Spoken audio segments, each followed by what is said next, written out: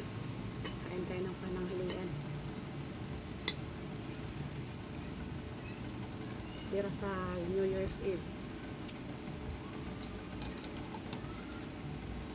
Kain na natin. Siyempre ito ininit ko kasi malamig. Dami pang matira, yung ulamin muna natin.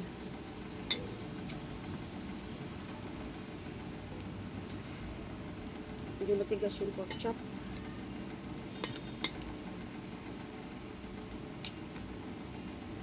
Dapat pala hindi natin prinito lahat.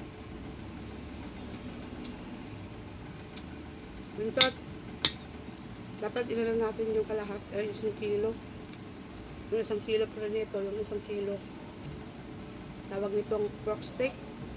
Pork steak sana yun, kasi ang dami ko na niluto. Pagod na ako.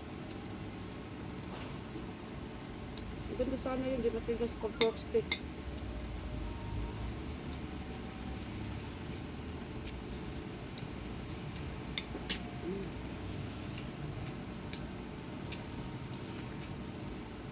Marami akong nilagay na mais.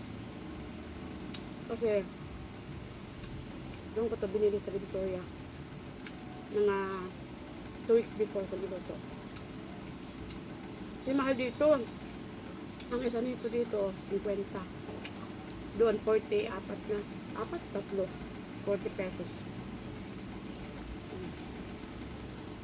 Saan ka pa? Siyempre sa makatipid.